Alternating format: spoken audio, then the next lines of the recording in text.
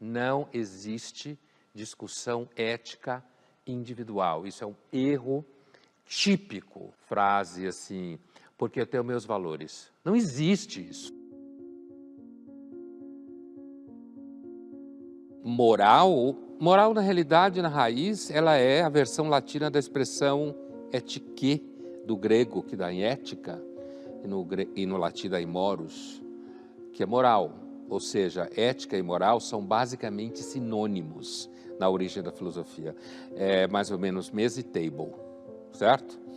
Agora, portanto, um filósofo, quando fala moral e ética, normalmente está usando no mesmo sentido.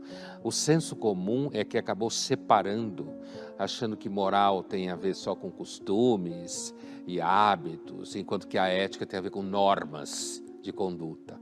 Então, quando a gente fala de moral, a gente está falando de ética, a gente está falando de normas, comportamentos, hábitos, valores. E de certo e errado. Que devem pautar o nosso comportamento e que, no final das contas, numa versão simples, é você dizer isso é certo ou isso é errado.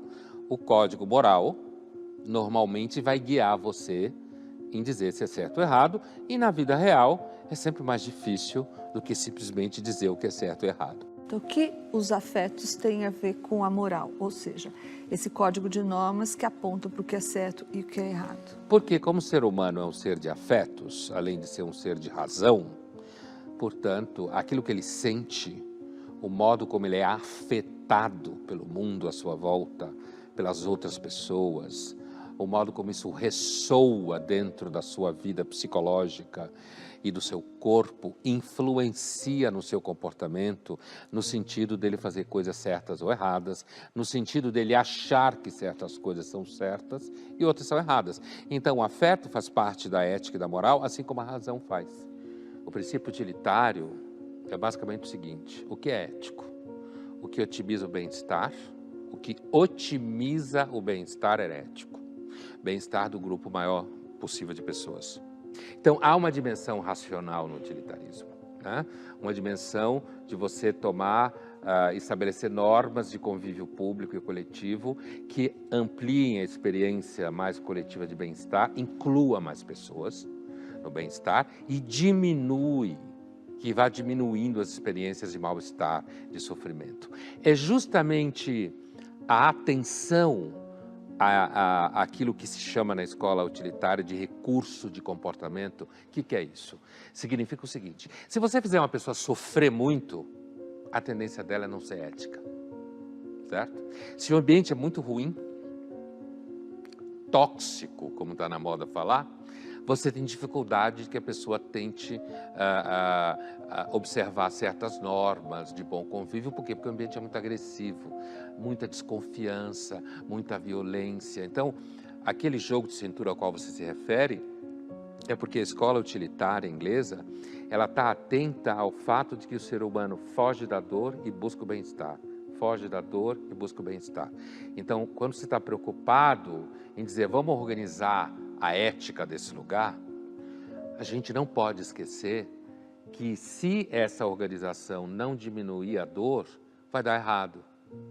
Daí vem a sensação de que o utilitarismo tem mais jogo de cintura, porque ele contempla o bem-estar e o mal-estar, que são da ordem dos afetos. Não é uma questão pessoal do cara no quarto, ouvindo rock, música, deprimido, não é isso.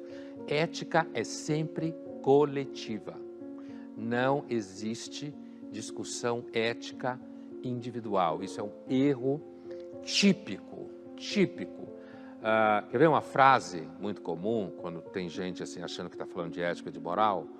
Frase assim, porque eu tenho meus valores. Não existe isso. É a mesma coisa dizer, eu tenho o meu valor do dólar. O meu valor do dólar é R$1 para cada dólar. É a mesma coisa. Valores são entidades que organizam comportamentos. E essas entidades são coletivas, são grupais, surge das relações. Ninguém sabe direito como os valores surgem. Tem a ver com educação, tem a ver com religião, tem a ver com hábitos familiares, tem a ver com momento histórico, uma porrada de coisa, um monte de coisa. Mas com certeza não é individual. O que significa isso? Significa o momento em que nós desenvolvemos a capacidade de termos laços emocionais com outras pessoas do bando ou pessoas que estão perto. E um dos marcadores disso é o tal do amor, né? É você se preocupar com não só amor romântico, né? Falando de amor no sentido de você cuidar de uma pessoa que está doente. O amor no sentido de você sofrer com medo de perdê-la.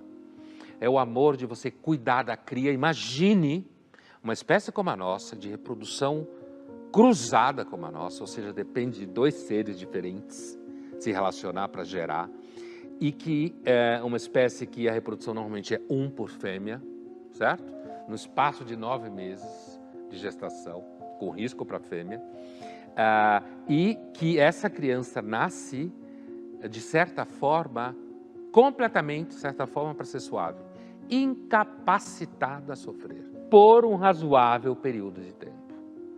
É por isso que a ideia de que a gente começou a se preocupar com bebês, começou a ter um afeto em relação a bebês, principalmente aos nossos filhos ou netos ou próximos, foi fundamental para a gente conseguir sobreviver. Logo, somos um animal moral.